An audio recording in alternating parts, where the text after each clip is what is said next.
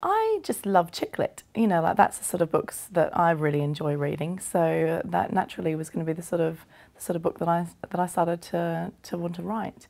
And I came up with the idea of Lucy in the Sky because it was partly based on personal experience. I am originally from Australia, although I was born in England, and I used to spend half my year in Australia, half the year in England, and then eventually we moved over here to England full time. I actually felt really torn between the two countries. So that's kind of what Lucy in the Sky is about. It's torn between two countries, and it's also torn between two men, which thankfully I'm not. My second book, Johnny Be Good, that's set partly in LA. It's about a girl called Meg who actually was in Lucy in the Sky. You might remember, Lucy has a stepbrother called Tom and he has a girlfriend called Meg. Meg gets a job as a PA for this rock star called Johnny Jefferson. He's English but he lives in LA and he's very kind of cool but very, very troubled, you know. Lots of kind of things going on in his life, you know, which aren't so great. But Meg falls head over heels in love with him because he is incredibly sexy. And Johnny's got a non-famous best friend who's writing a book about him, and she becomes really good friends with him. His name's Christian.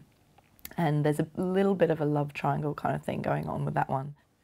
Chasing Daisy is my third book. There is a character in there who's from Johnny Be Good, but you won't recognise her. Daisy is actually in Johnny Be Good, but she goes under a different name. She's barely in it, but there's a whole interesting backstory which you find out as the book progresses. So hopefully that's interesting for people who really enjoyed the second book.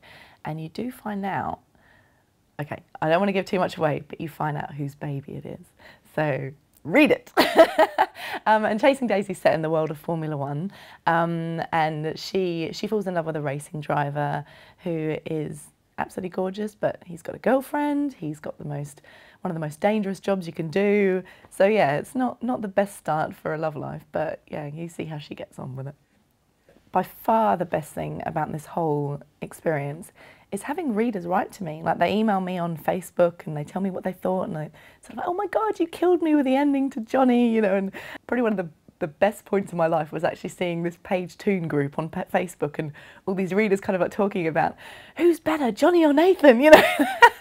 And I've never laughed with glee so much in my life. So yeah, that's easily the best thing about being an author.